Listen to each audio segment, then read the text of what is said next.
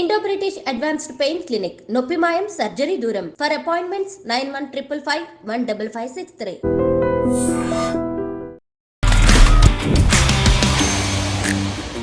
Hi guys, welcome to I dream. నేను మీ Chanakya. Pushpa 2 cinema release అయినప్పుడు సంధ్య theatre దగ్గర జరిగిన ఉదాంతం ఏదైతే ఉందో ఆ తర్వాత జరుగుతున్న పరిణామాల వల్ల ఇప్పుడు తెలుగు ఇండస్ట్రీ మీద కొంచెం ఎఫెక్ట్ పడే అవకాశాలు మాత్రం గట్టిగా కనిపిస్తున్నాయి. మళ్ళీ మొన్న రేవంత్ రెడ్డి గారు అయితే అసెంబ్లీలో మాట్లాడిన తర్వాత ఇంకా నెక్స్ట్ నుంచి అయితే బెనిఫిట్ షోలు ఉండవు అండ్ టికెట్ ప్రైజ్ హైక్ అనేది కూడా ఉండదు అని చెప్పేసి స్పష్టంగా చెప్పారు. మరి ఇప్పుడు సంక్రాంతికి రిలీజ్ అవుతున్న సినిమాల సంగతి ఏంటి, మరి వాటి ప్రభావం ఎలా ఉండబోతుంది తెలుగు ఇండస్ట్రీ మీద అనే దాని గురించి మనతో మాట్లాడడానికి మరి సీనియర్ జర్నలిస్ట్ అలాగే ఫిలిం క్రిటిక్ అయిన భరద్వాజ్ గారు ఇప్పుడు మనతో పడినారు. సార్ నేడు తెలుసుకున్నాం. Sir hi sir. Hi. Sankranti అనేటప్పటికీ మన తెలుగు ఇండస్ట్రీకి అతిపెద్ద సినిమా పండగ. అవును. పెద్ద పెద్ద స్టార్స్ అందరూ కూడా లైన్లో నిలబడుతుంటారు. సుమారు 2 కాదు 3 కాదు 4 అయినా కానీ థియేటర్ దగ్గర మాత్రం కోళ్ల పందాలు ఎట్లుంటాయో అలాంటి పందాలు మాత్రం మన సినిమా పందాలు నడుస్తాయి. అలాంటి టైంలో అంటే అదైతే జరగబోతుంది. కానీ ఇప్పుడు పుష్ప 2 యొక్క ఎఫెక్ట్ కానీ టికెట్ ప్రైస్ హైక్ అనేది ఉండదు అంటున్నారు, బెనిఫిట్ షోస్ ఉండవని అంటూ ఉన్నారు. తెలంగాణ రాష్ట్ర ప్రభుత్వం సైడ్ నుంచి అయితే స్పష్టం క్లియర్ కట్గా వచ్చేసాయి.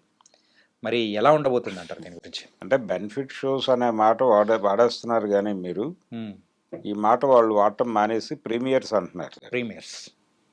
ప్రీమియర్స్ ఓన్లీ ప్రీమియర్స్ ఉండవు అనే మాట వినిపిస్తోంది. కానీ కోమటిరెడ్డి వెంకటరెడ్డి గారు మాట్లాడినటువంటి మాటలు పూర్తిగా వింటే ఒక సందేశాత్మక చిత్రానికైతే ఆలోచించి కన్సిడర్ చేసేటువంటి ఛాన్సెస్ ఉన్నాయి. ఈ సినిమా ఏదైనా సందేశం ఇస్తోందా, ప్రపంచానికి ప్రయోజనాత్మకంగా ఉందా సినిమా అనేది మేము రివ్యూ చేసి కన్సిడర్ చేసేటువంటి ఛాన్సెస్ ఉన్నాయి అనే మాట ఒకటి వాడాడు ఆయన. ఓకే. కాబట్టి ఇప్పుడు సంక్రాంతికి రిలీజ్ అవబోతున్నటువంటి సినిమాలు ప్రధానంగా 3. ఒకటి గేమ్ చేంజర్, రెండోది డాకు మహారాజ్ బాలకృష్ణది, మూడో సినిమా వెంకటేష్ సినిమా సంక్రాంతికి వస్తున్నాం అనేది. అయితే ఇందులో 2 సినిమాలకి నేరుగా ప్రొడ్యూసర్ ఆయన దిల్ రాజు గారు. ఒక సినిమా ఆయనే డిస్ట్రిబ్యూట్ చేస్తున్నారు, డాకు మహారాజ్. అలా టోటల్గా దిల్ రాజు గారి కాంపౌండ్ నుంచి వస్తున్న సినిమాలే సంక్రాంతికి రిలీజ్ అవుతున్న 3 సినిమాలు కూడా. ఇన్ ది సేమ్ టైం ఆయన తెలంగాణకి ఫిలిం ఫెడరేషన్ కార్పొరేషన్కి ఆయన చైర్మన్గా ఎన్నికై ఉన్నారు. కాబట్టి ఆయన ప్రభుత్వంలో భాగమే. ఆయన ప్రధాన కేంద్రీకరణ గేమ్ చేంజర్ మీద ఉంది. ఇప్పుడు జనాలందరి దృష్టి కూడా ఆ సినిమా మీదే ఉంది. ఆ సినిమా ఏం క్రియేట్ చేయబోతోంది అనేది, అంటే పుష్ప రికార్డులను తిరగరాస్తుందా ఈ సినిమా అనేది చూడాలి. ఇప్పుడు RRR కలెక్షన్స్ని క్రాస్ అయ్యారు వాళ్ళు. పుష్ప 2 వాళ్ళ టార్గెట్ అదే, అది కంప్లీట్ అయిపోయింది. ఇప్పుడు ఈ సినిమా దీన్ని దాటుతుందా అనే దాని మీద ఒక చర్చ జరుగుతోంది. ఓకే. అయితే పుష్ప ఆ స్థాయి రికార్డు కొట్టడానికి కారణం వాళ్ళకి ప్రీమియర్స్కి అనుమతులు రావటం. 9:30 నుంచి ప్రీమియర్స్ కంటిన్యూస్గా వేశారు. మార్నింగ్ 6 o'clock షోస్ కూడా ఇవే రేట్లు అమ్మారు. 9 తర్వాత మాత్రమే 700కి అమ్మారు. 700, 350కి 9 o'clock షో దగ్గర నుంచి మారినాయి. ఆ లెవెల్ రెవెన్యూ జనరేట్ అయింది కాబట్టే వీళ్ళు ఫిగర్స్ చూపించగలుగుతున్నారు అనేది. రెండోది, దాదాపు 10-15 రోజులు ఈ 700, 350 మీద నడిచినాయి రేట్లు. అది కూడా కొంత కంట్రిబ్యూట్ చేసింది ఆ సినిమా రికార్డుకి. ఇప్పుడు అవేవీ లేకుండా దాంతో పోటీ పడటం అనేది సాధ్యమయ్యే పని కాదు. ఇది వాస్తవం. కాబట్టి చాలామంది, అంటే మెగా ఫ్యాన్స్లో చిన్న ఆందోళన ఉంది ఏం జరగబోతోంది అని. దీనికి సంబంధించి కోమటిరెడ్డి వెంకటరెడ్డి గారు చెప్పినటువంటి సందేశాత్మక చిత్రము అయి ఉంటే ఆ కేటగిరీలో ఒక మెసేజ్ ఓరియంటెడ్ సినిమా అని కనుక మేము భావిస్తే దాన్ని కన్సిడర్ చేసేటువంటి అవకాశం ఉంది అన్నాడు ఆయన. అది మేబీ గేమ్ చేంజర్ గురించి అన్నారేమో అని కూడా ఒక డౌట్ ఉంది. మెసేజ్ని డీకోడ్ చేస్తే ఇంకా అదే అనుకోవచ్చు. ఎందుకంటే ఇది భారత ఎన్నికల వ్యవస్థ మీద సినిమా. ఒక రకంగా TN శేషన్ జీవితంలో జరిగినటువంటి కొన్ని సంఘటనల ఆధారంగా ఈ స్క్రిప్ట్ డిజైన్ అయింది అనే అభిప్రాయం చాలా కాలం క్రితమే బయటకు వచ్చింది. ఈ సినిమాకి మొదట అనుకున్నటువంటి టైటిల్ సర్కారోడు. సర్కారోడు నుంచి గేమ్ చేంజర్గా మారింది ఇది. సో టోటల్గా అగ్రికల్చర్ సెక్టార్కి, ప్రభుత్వానికి, ప్రభుత్వం నడుపుతున్నటువంటి శక్తులకి, ఎన్నికల వ్యవస్థకి, వీటన్నిటికీ లింక్ అయి నడిచేటువంటి కథ game changer.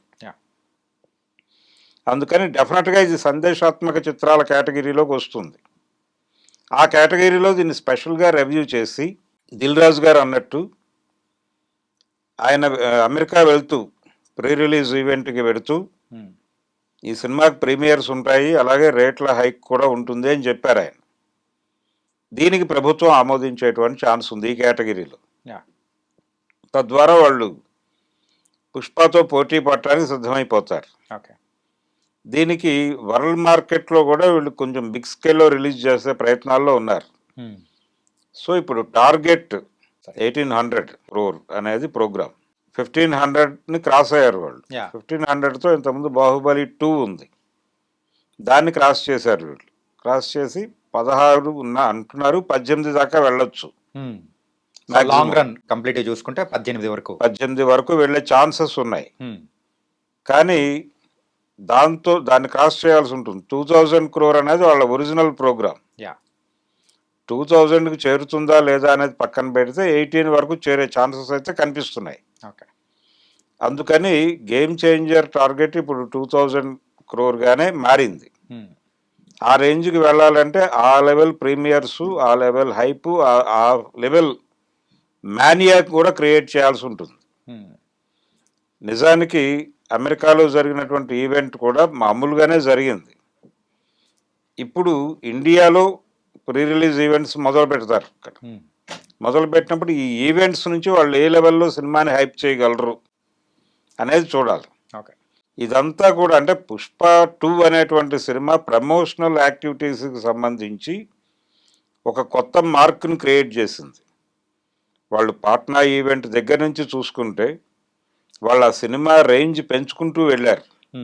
Event by event దాని రేంజ్ పెరుగుతూ వెళ్ళింది. పుష్ప ఫీవర్ క్రియేట్ చేయగలిగారు వాళ్ళు, ఒక మానియా క్రియేట్ చేయగలిగారు. ఈ ప్రాసెస్లో వాళ్ళు కూడా దానిలో ఇన్వాల్వ్ అయిపోయి ఆ ఇన్వాల్వ్మెంట్ తాలూకా అంటే ఆ లెవెల్లో ఇన్వాల్వ్ అవటం వల్లనే నిజానికి సంజయ్ థియేటర్ ఇన్సిడెంట్ జరిగింది, లేకపోతే జరిగేది కాదు. అలాంటి ఒక మానియా క్రియేట్ చేయగలరా గేమ్ చేంజర్కి అనేది చూడాలి. ఉన్న కాంటెక్స్ట్లో ఇప్పుడు సంక్రాంతికి వస్తున్నామనే సినిమాకి కానీ లేకపోతే డాకు మహారాజుకి కానీ టికెట్ల రేట్ల పెంపో లేకపోతే మరొకటో ప్రీమియర్స్కి సంబంధించిన అనుమతులతో పెద్దగా వాళ్ళకి అవసరం లేదు.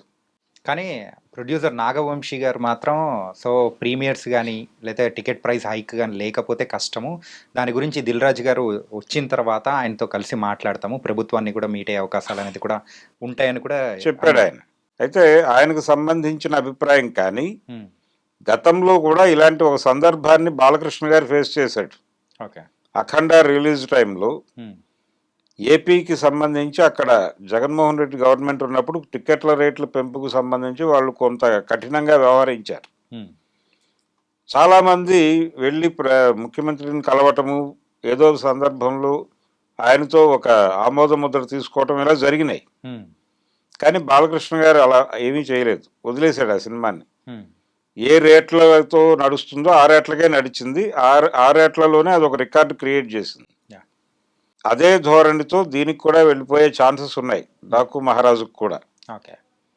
కానీ నాగవంశీ చెప్పినట్టుగా ఆ ప్రయత్నము చేస్తారు.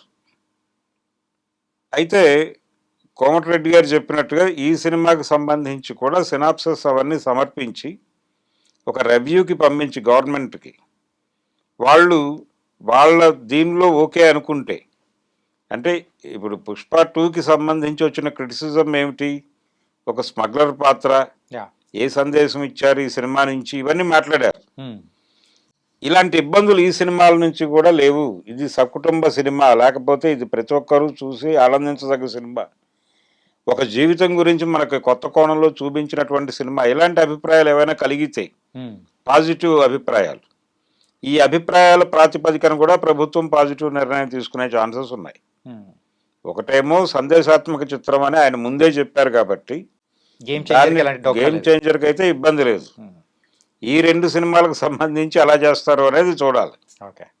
ఆయన చెప్పినట్టుగా దిల్ రాజు గారు ఆయన ఇప్పుడు గవర్నమెంట్లో భాగమే. ఆయన గవర్నమెంట్ నియమించినటువంటి ఒక పదవిలో ఉన్నాడు. ఆయన ఫిల్మ్ డెవలప్మెంట్ కార్పొరేషన్ చైర్మన్గా ఉన్నాడు ఆయన కీలక పదవిలో.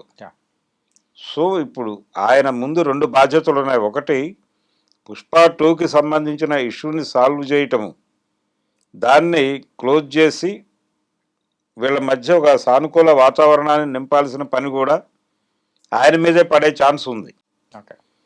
రెండోది సంక్రాంతి రిలీజులకు సంబంధించి ప్రభుత్వం నుంచి ఒక సానుకూలమైనటువంటి నిర్ణయాన్ని రప్పించి ఇండస్ట్రీకి ప్రభుత్వానికి ఏదో గ్యాప్ ఉంది, ఒక గొడవ ఉంది, రిఫ్ట్ ఉంది, అసలు ఇక్కడ ఉండడానికి ఇష్టపడటం లేదు, ఇండస్ట్రీ మొత్తం ఆంధ్రాకి ప్యాక్ అయిపోతుంది, ఇలాంటి వార్తలన్నిటికీ ఒక ఫుల్ స్టాప్ పెట్టడం అనేది కూడా ఒక బాధ్యత ఆయనకి, దిల్ రాజుకి.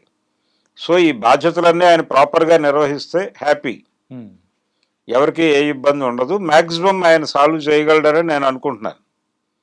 నాగవంశీ గారు చెప్పినట్టు ఈ వేడి ఉంటుంది ఇప్పుడు.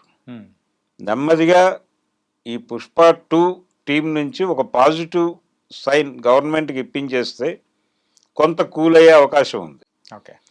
ప్రభుత్వం వ్యతిరేకంగా ఉంది పరిశ్రమకి అనుకోనక్కర్లేదు, ప్రభుత్వం అల్లు అర్జున్ పట్ల ప్రత్యేక దృష్టితో ఉంది అని అనుకోనక్కర్లేదు. ఎందుకంటే వాళ్ళు చేయవలసింది వాళ్ళు చేశారు.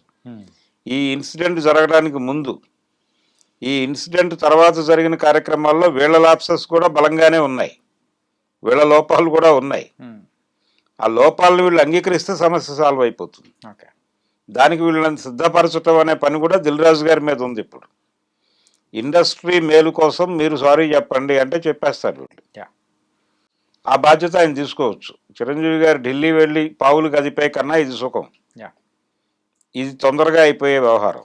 కాబట్టి దిల్ రాజు గారి సమస్యని పరిష్కరించి సంక్రాంతి సినిమాలని ఈ ఇబ్బందుల నుంచి గట్టెక్కిస్తాడు అనే కాన్ఫిడెన్స్ అయితే ఉంది అందరిలో. మరి ఒక పాజిటివ్ సైన్ అనేది దిల్ రాజు గారు ఎప్పుడైతే ఇండియాలో ల్యాండ్ అవుతారో అప్పటి నుంచి సో చకచక పావులు అనేది కదిపి సో ఈ ఒక సానుకూల వాతావరణం తీసుకొస్తాడు, క్లియర్ చేసే అవకాశాలు ఉంటాయి. So thank you so much sir. Thank you అండి.